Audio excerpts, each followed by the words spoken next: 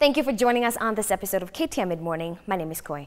Now, it's important to spend some time in proper relaxation for all our body parts and senses to rejuvenate ourselves. Proper blood circulation is important to maintain the normal functioning of our body parts. You don't have to take any medicine to achieve this, all thanks to the spa. And that's coming up next on Mid-Morning Lifestyle.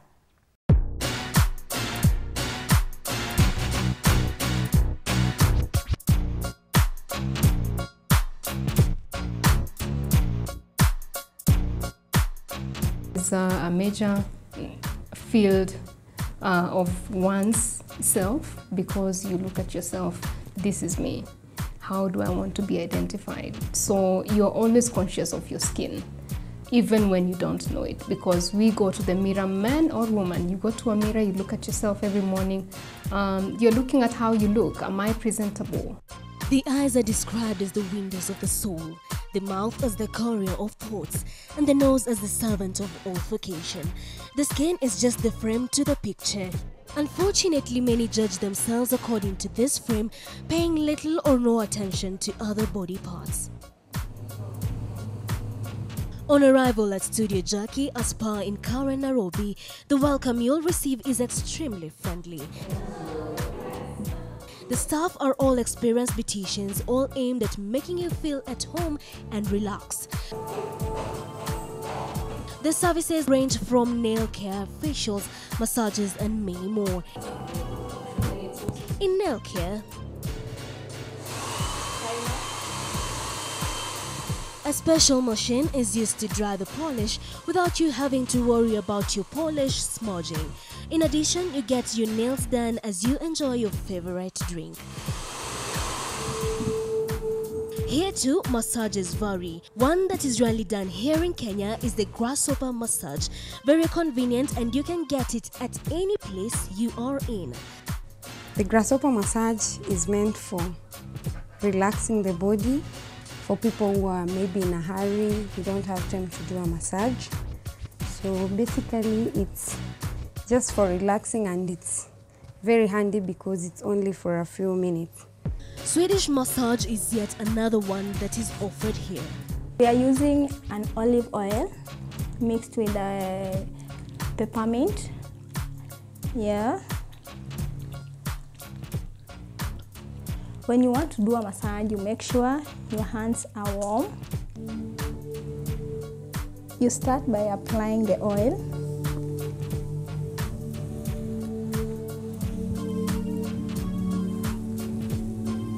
The spa also offers facial services, not to mention the quality line of products.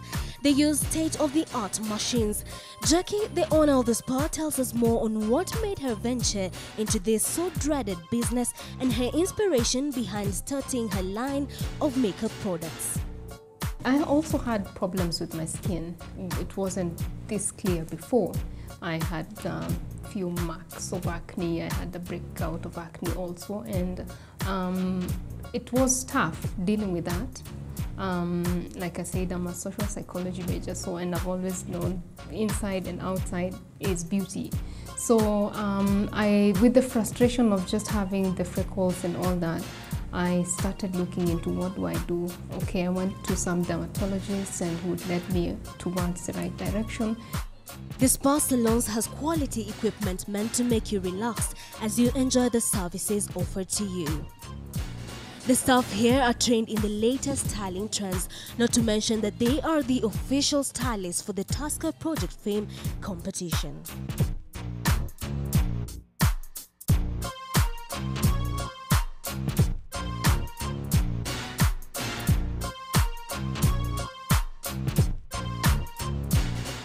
One of the key ingredients to any good relationship is communication. Not only do you talk about matters to do with the family, but basic exchange of daily events, thoughts, and feelings. Now, are you in a situation where you find it hard to get this kind of exchange from your spouse? Not to worry, because on Ties That Bind, Sarah and Victor will guide you on this problem.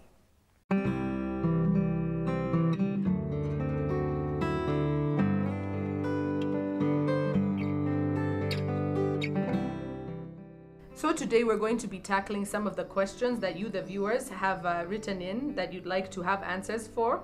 So I'll just read one. When my husband comes home, I want to talk about the day, but he just says it was fine and wants to sit and watch TV. Is he hiding something from me? How do you deal with a husband who doesn't share his thoughts and feelings with you? I think of a husband, so I can address that one. I think definitely what I would say, men and women are wired differently.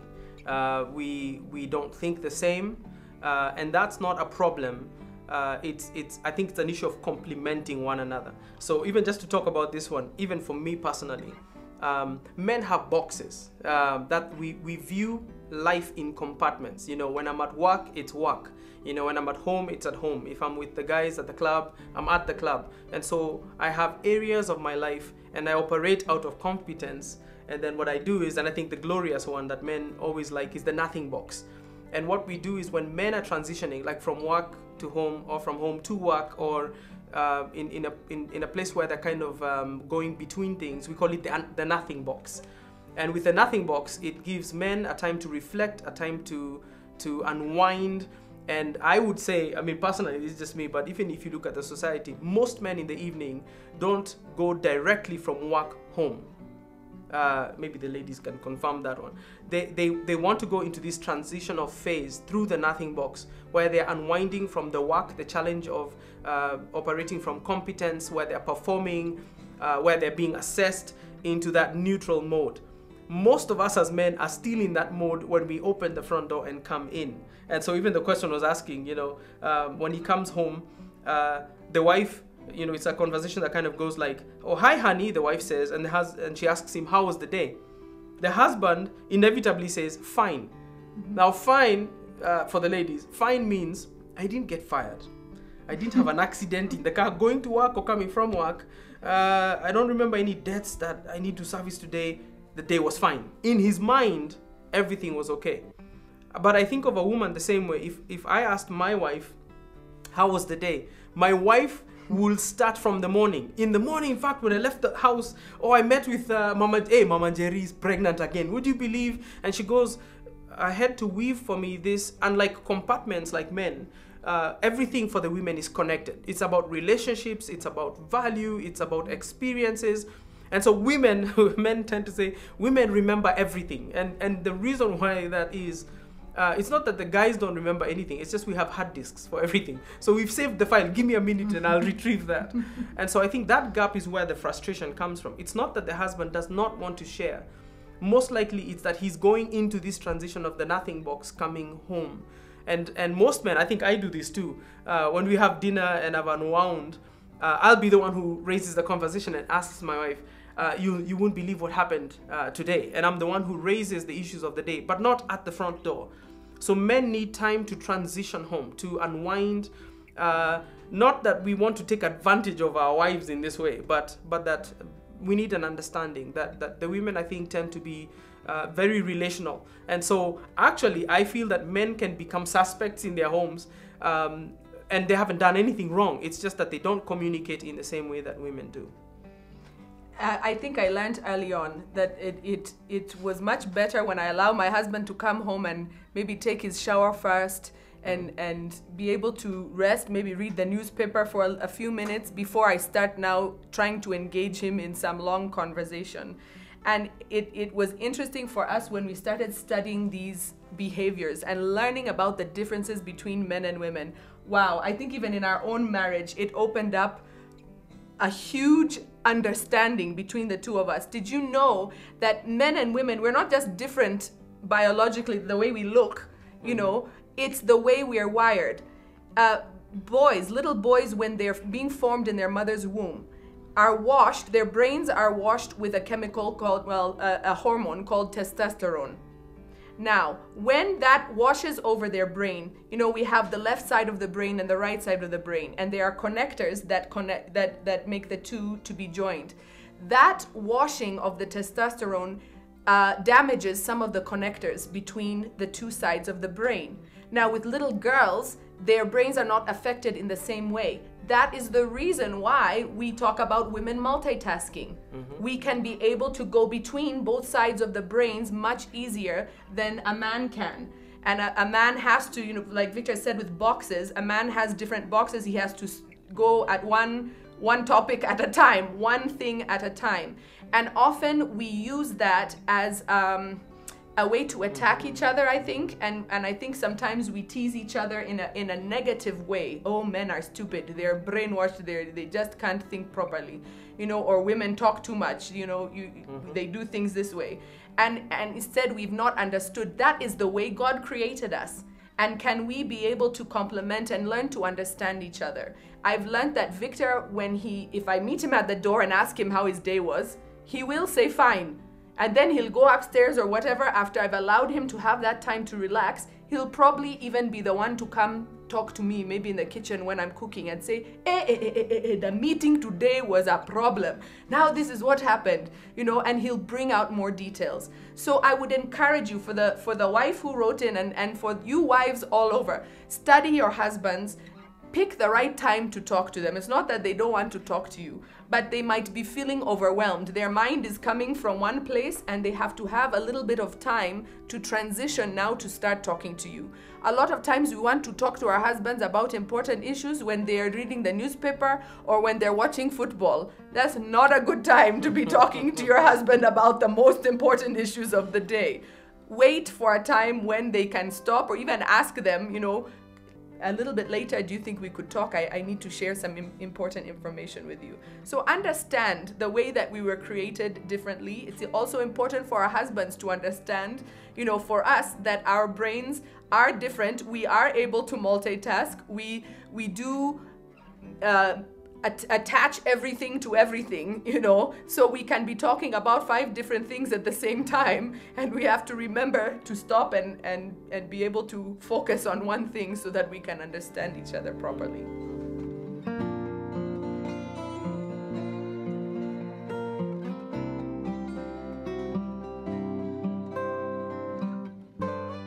The discussion on maternal health care is far from over, and it continues on the Phillips Roundtable, and that's coming up next.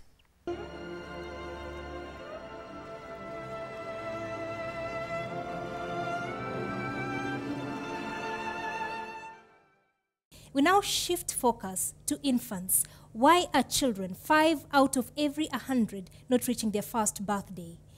Now, Daktari, what is government doing regarding infant mortality? Majority of factors are actually related to neonatal conditions, and that's to do with birth and within the first 28 days. So what we are trying to do is address this problem of skilled birth attendance and neonatal care. So that's what we are doing for those under less than 1 month of age. The other ones who die between, let's say, under age 1, right? Is we are trying to make sure that we find out what are the causes. And the 3 common causes which used to kill children is first it was malaria, the other one was pneumonia, and the other one is diarrhea. Lucy, of course, when you handle the mother, you no doubt handle the child as well. Yeah. You're releasing this mother from the hospital, and of course you talk to this mother about how to take care of the child. What do you tell the mothers? First, it goes back to quality prenatal care, of which, you know, you need to educate the mother way in advance before the baby is here. Because for most mothers, when the baby comes, it's a bit of an overwhelming time. So one of the key things to teach any mother is how to breastfeed. Because breastfeeding does for sure take care of a lot of causes for death, especially sepsis. And then, of course, teach her other, you know, principles like taking care of the cord, the umbilical cord once they go home, how to keep it clean and dry, taking the baby out in the sun. And it's basically, you know, how to be a mother, how to prevent death. Like Daktari said earlier, the mother has more concern about their baby being alive than any of us. And of course, we'll bring in Dr. Kihara, who's done a lot of research on maternal health, maternal and child health. How is the uptake of breastfeeding, especially exclusive breastfeeding for mothers in Kenya? We're asking women to breastfeed exclusively for 6 months, and you find the uptake is only about 32%, which is pretty low. Yeah. But as my colleague here has said, I think I'll start right from before being pregnant. does this woman want to be pregnant in the first place? So it begs family planning, having a pregnancy that is wanted. During your prenatal care, what is your nutrition like? Are you having infection prevention, education and measures being put in? What do I think about? PMTCT, HIV prevention strategies. That comes in the antenatal period and extends right through up to your postpartum, which is the 6 weeks after delivery. Things like tetanus, things like malaria. These are things that are preventable or strategies that can be put in place for the mother. Then, antenatal care specifically. You're asking a woman, at bare minimum, come for 4 visits, where we're giving you comprehensive care. I'm assessing the baby and I'm assessing the mother. Because we do have medical ailments and obstetric conditions that can arise. So you're actually having a high sixth sense for detection of problems. Then at the time of delivery, we boil back down to delivery. Where are you conducting this delivery? Therefore, is it safe for the mother? Is it safe for your baby? Immediate newborn attention. Every baby who comes should be able to give a cry, a sign of healthy, bubbly life. What happens for that baby who has developed a problem? Then you get to the postpartum period. In fact, to be honest, mothers carry babies. About 4 million are dying or coming out as stillbirths. That's 4 million. Another 4 million are dying within the first week, more so within the first 24 hours post-delivery. The biggest problem is actually birth-related complications. So in the postpartum period, besides breastfeeding, what of the nutritional needs? What of the contraceptive needs? So it's a continuum, because you come back again. Do you want another baby, or do you still want to wait and get it when you really need it? Save the Children just released a report that showed that it's the leading killer. Pregnancy and childbirth is the leading killer of adolescent girls, that is between the age of 10 and 19 worldwide. A 15-year-old is 5 times more likely to die at childbirth than a woman in her 20s. How are we addressing these issues? How are you, as the obstetricians and gynecologists, how are you addressing these issues? When we come to contraceptive and mainly planned pregnancies, as we say, when I said or I discussed about maternal mortality, I mean, one of the greater components is due to hemorrhage. Another major chunk is actually due to unsafe abortions. And we like it or not, unsafe abortions is still going to kill so many mothers-to-be if we do not implement a law to control that. So eventually that is not a topic that I would want to discuss here, because it's a policy-making topic. Very well, Dr. Of course, abortion, it's very clear in the Constitution that in Kenya it is illegal, except if, in your opinion, as a skilled healthcare professional, the health of the mother or the child is in danger. However, what we can talk about is contraception. Of course, it has a direct impact on keeping mothers and children alive, for that matter. And Dr. Sharif, I would like to put the question to you. As government, for instance, why do women have to buy contraception? Yet evidence has shown that it is such a basic need that will help keep a mother and a child alive. What we are trying to do is make sure that women do not buy contraceptives. In fact, the contraceptives which are available in private outlets is actually subsidized by the government of Kenya. So it's not that they'll buy it at a very subsidized rate of around 20 shillings or 40 shillings, but that is a way of making sure that women who do not like to go to a clinic can get it from a chemist. So it's a subsidized network of contraceptives through our social marketing. Right? Having said that, and we have adequate resources. This year's budget, it will be over 1 billion shillings for contraceptives. But the issue is somehow our distribution system tends to get wrong, right? That's one. The other thing is, how do youth access contraceptives? Because we are not youth-friendly when it comes to contraceptives, right? Because a nurse is a youth asking for a contraceptive or a chemist, they are more realistic that why is this young woman asking for contraceptives? So we tend to be more realistic.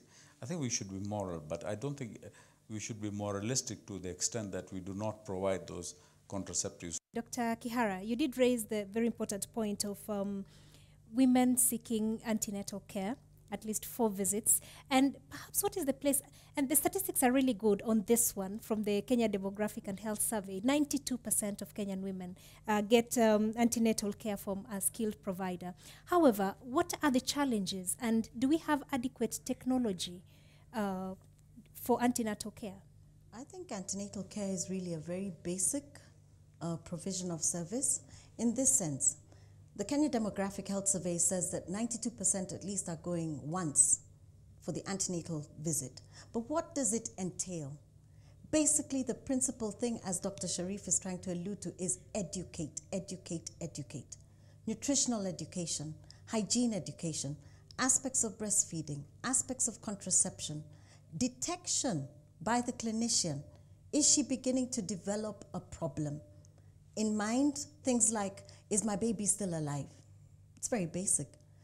Has this woman developed hypertensive disease when you take the blood pressure? Antenatal care is one of the areas where technology does play a big role. And perhaps there's a chance for Phillips to explain to us what options do you have for this? How do we save babies from that early stage when the mother is still expectant?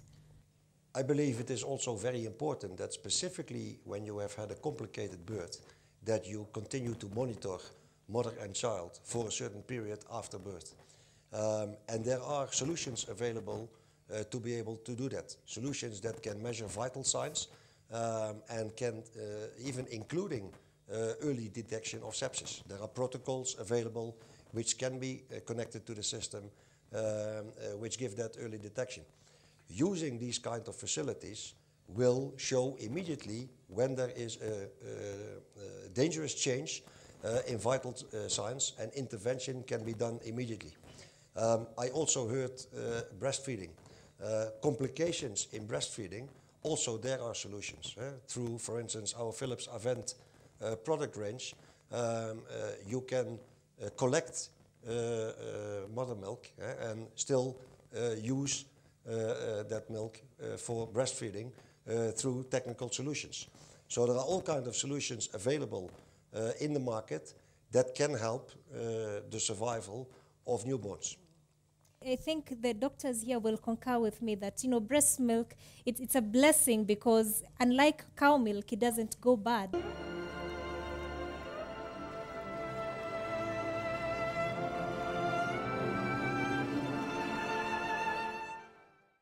We will bring you more on the discussion of maternal health next week, so that's something to look forward to apart from the features.